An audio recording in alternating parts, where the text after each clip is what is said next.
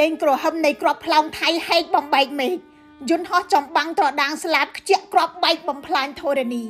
នៅក្រោមសម្រែកដ៏ខុសខើនេះកុមារកម្ពុជាម្នាក់បានរួញខ្លួននៅក្នុងលេនដ្ឋានដៃទាំងពីរក្រសោបទ្រូងប្រៀបដូចជាការអោបត្រកងនៅក្នុងទ្រូងរបស់ម្ដាយនេះជារូបភាពដ៏ឈឺចាប់នៃសង្គ្រាមឈ្លានពានរបស់ថៃមកលើកម្ពុជា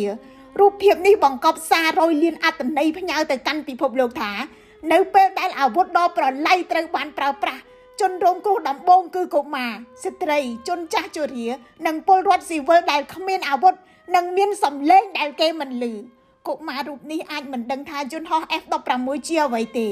រូបគេអាចមិនយល់ពីនយោបាយឬក៏យុទ្ធសាស្ត្រយោធាថាជាអ្វីឡើយអ្វីដែលកុមារនេះដឹងច្បាស់នៅពេលនោះគឺការភ័យខ្លាចដោយសំឡេងខូខើនៅចំពីលើរូបកាយដ៏តូចល្អិតរបស់ខ្លួនភ័យខ្លាចថាលេនដ្ឋានរូងដីមិនអាចទប់គ្រាប់បែកនោះបានភ័យខ្លាចរូបគេគ្មានឱកាសជួបឪពុកម្ដាយទៀតអ្វីដែលកុមារចង់បាននៅពេលនោះគឺការរស់រានមានជីវិតសម្រាប់ប្រជាជនកម្ពុជារូបភាពនេះកប់ជ្រៅនៅក្នុងក្រអៅបេះដូងរូបភាពនេះដាស់ការចងចាំនៃភ្លើងសង្គ្រាមកុមារកម្ពុជាត្រូវធំឡើងដោយការភ័យខ្លាចជំនួសឲ្យសន្តិភាពក្រោយឆ្លងកាត់ទំព័រសង្គ្រាមដ៏ជូរចត់រាប់ទសវត្សរ៍យើងធ្លាប់សង្ឃឹមថាកូនរបស់យើងនឹងមិនចាំបាច់ជួបប្រទះរឿងដ៏សោកសៅនេះម្ដងទៀតទេប៉ុន្តែពេលនេះអតីតកាលបានវិលត្រឡប់មកវិញក្រៅពីការឈឺចាប់ឥតឧបមារូបភាពដ៏អាសូរនេះរំលឹកយើងថា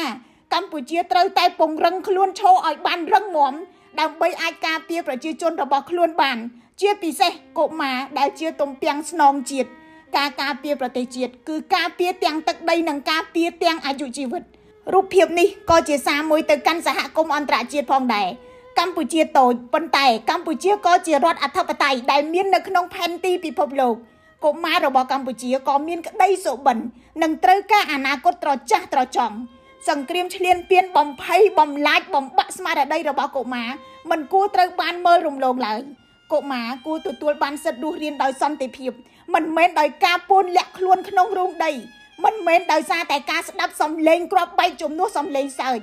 ពួកគេគួរតែធំឡើងជាមួយសាលារៀនមិត្តភ័ក្តិនិងក្តីសង្ឃឹមមិនមែនជាមួយការភ័យខ្លាចនិងស្នាមរបួសផ្លូវចិត្តដែលអាចដក់ជាប់អស់មួយជីវិតនោះទេការការពារកុមារជាកាតព្វកិច្ចមនុស្សធម៌សូមបញ្ឈប់ទង្វើឈ្លានពានមកលើកម្ពុជាខ្ញុំរស់សុធាពី News Today NTTV